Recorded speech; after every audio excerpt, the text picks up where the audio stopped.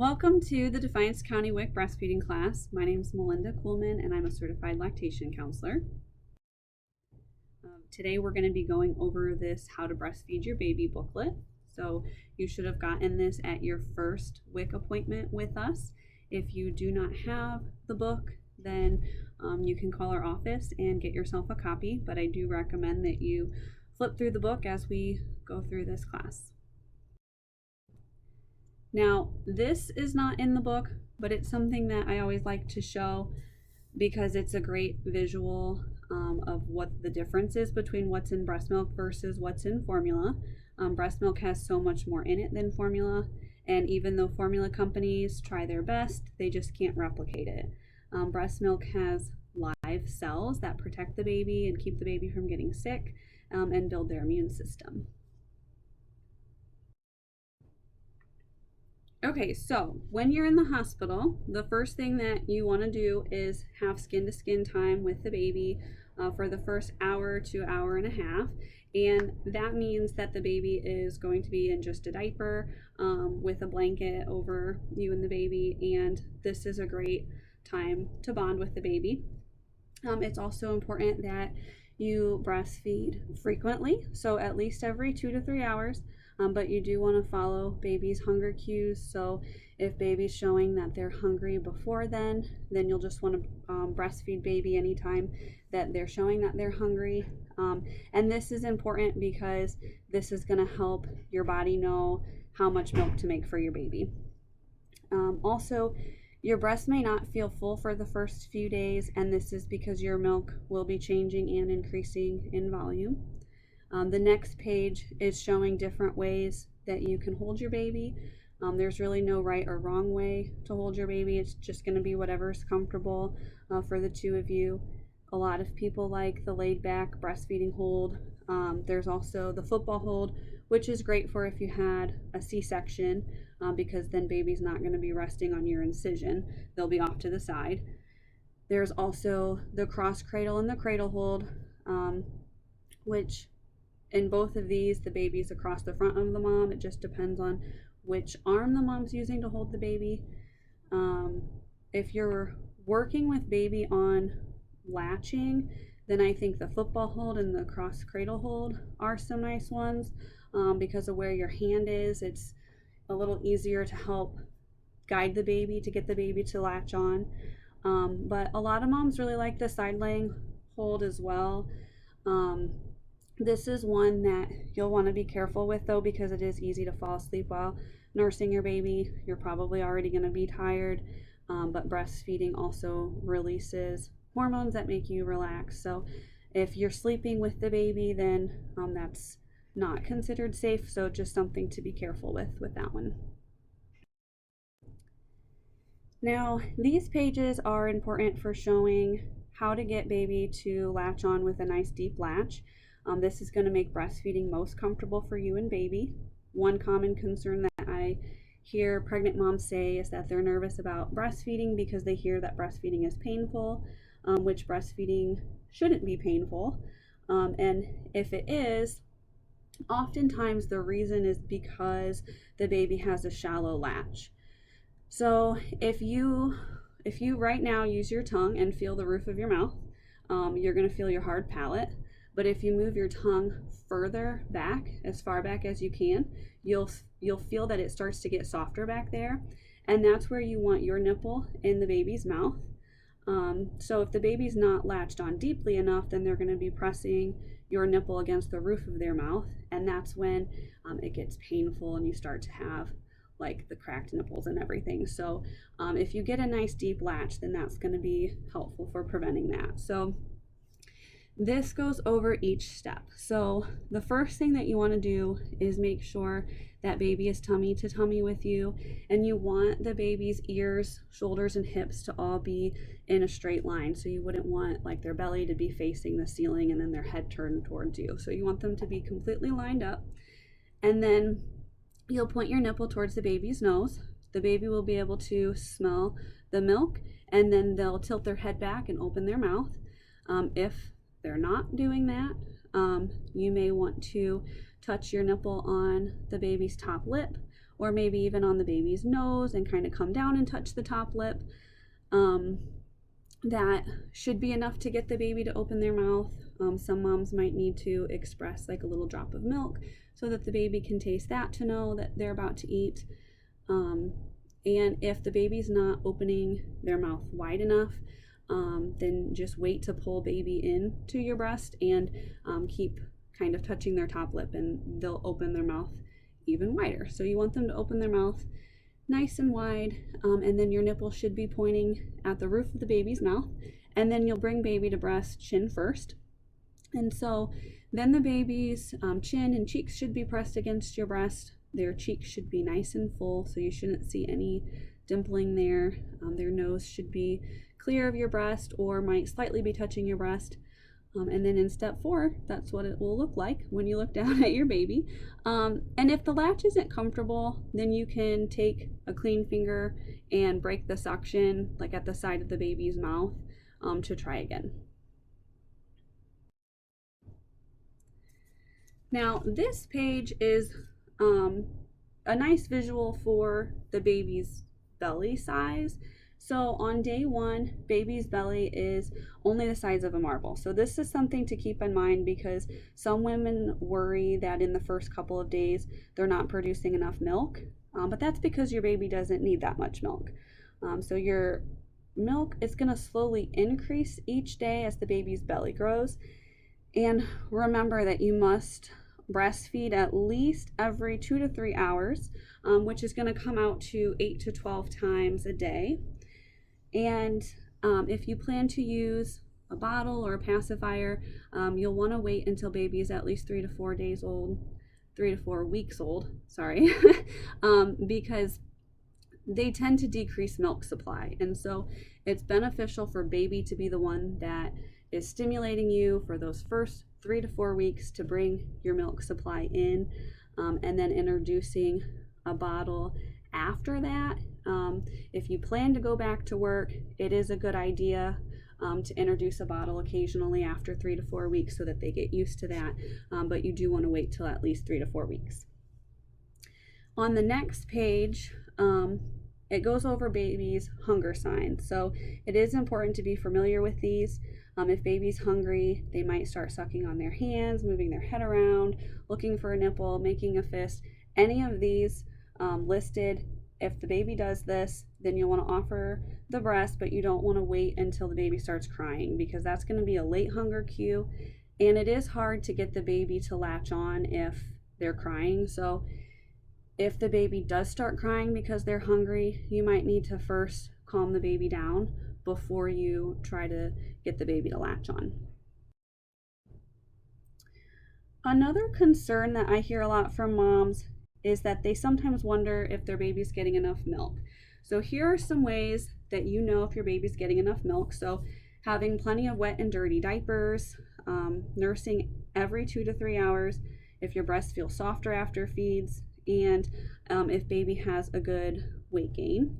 So typically babies will lose weight after they're born, but our goal is that we want them to be back to their birth weight by their 2-week birthday.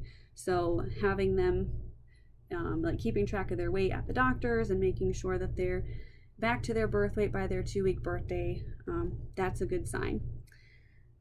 And then this on the next page is what to expect as far as diapers. So you can see that as your milk changes, so does the baby's poop, from black and sticky to green to yellow and seedy by day 5.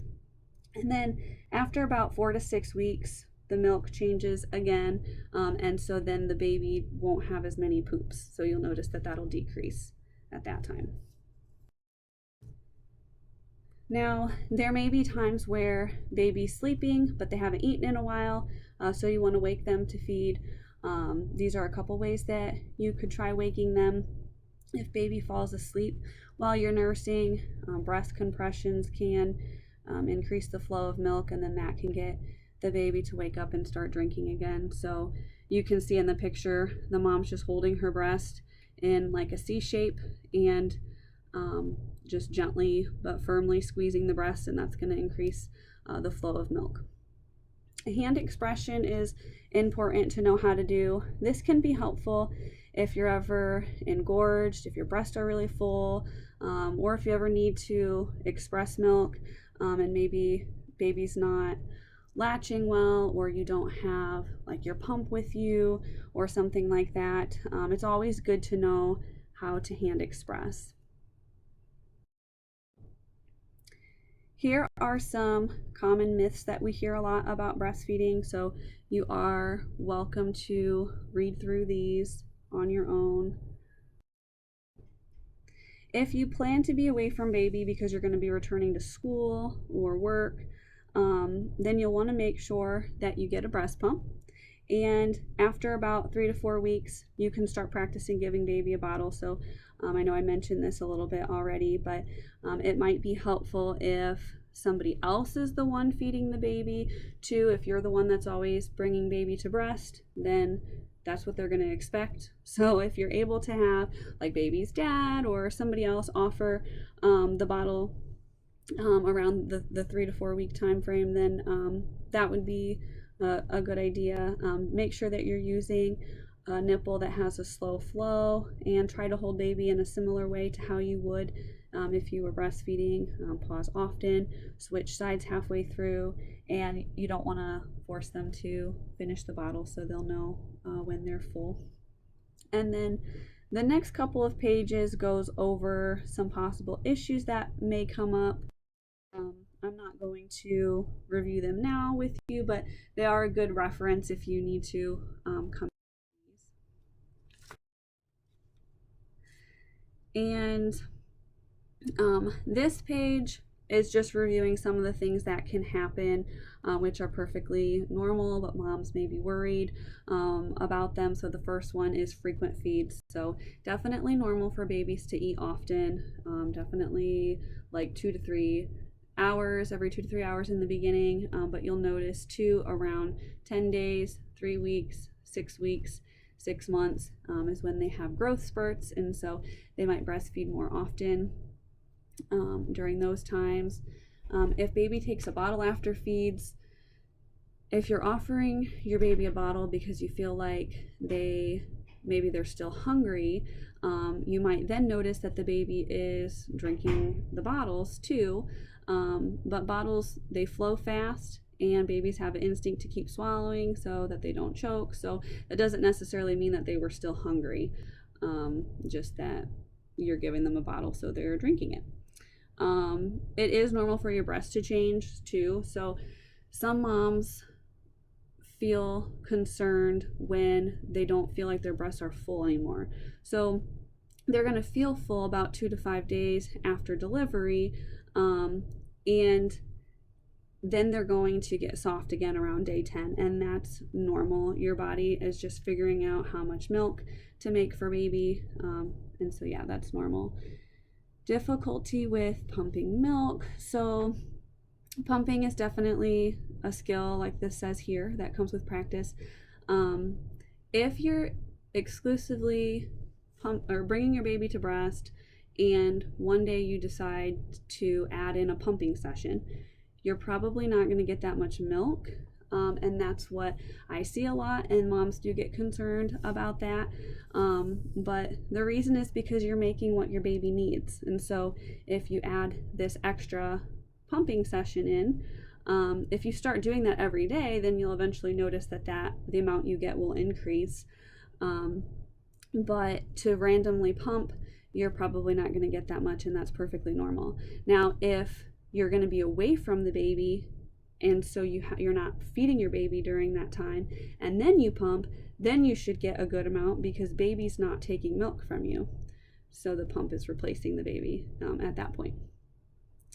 And then baby being fussy. So babies get fussy. Sometimes they want to nurse for reasons other than being hungry. So she may be thirsty, tired, need comforting. So yeah, having a baby is a big change for everyone, and you should just relax and enjoy this time with your baby.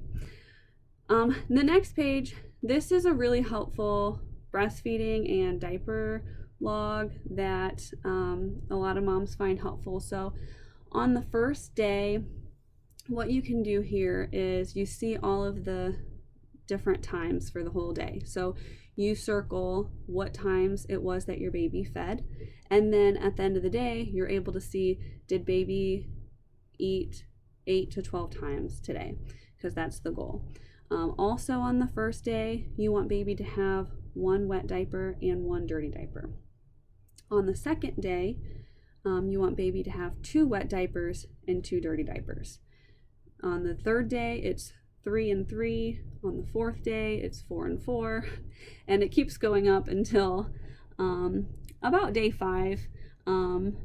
You'll have 5 wets and 4 dirties, so then 4 stays about the same for dirties, and then baby should be having about 5 to 6 or more wet diapers a day. And so you're able to circle those when the baby has them. So that's helpful because you're able to see, did baby get all of the feedings that they needed, and did they have all the wet and dirty diapers that they needed?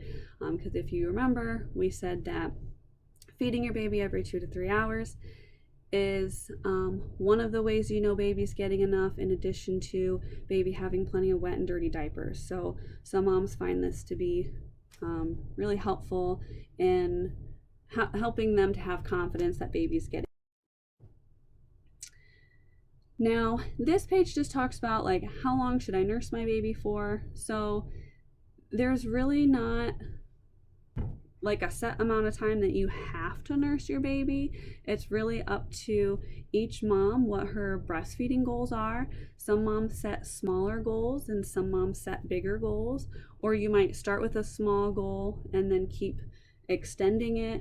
I know a lot of moms, their goal is to breastfeed for at least the first year, but we have had a lot of moms who breastfeed for several years. But really, any amount of breastfeeding that you do is truly a gift for your baby. So it's really what works best for you and the baby and what you both would like to do. Well, thank you for your time today, and this is our contact information at the WIC office, and then we also have the number for the 24-hour breastfeeding hotline for Ohio. So any time of the day or night, if you have breastfeeding questions, this is a really great resource because you can talk to a lactation professional, or you can even text the IBCLC at any time by texting breastfeeding hotline or BF hotline to this number here. So thank you.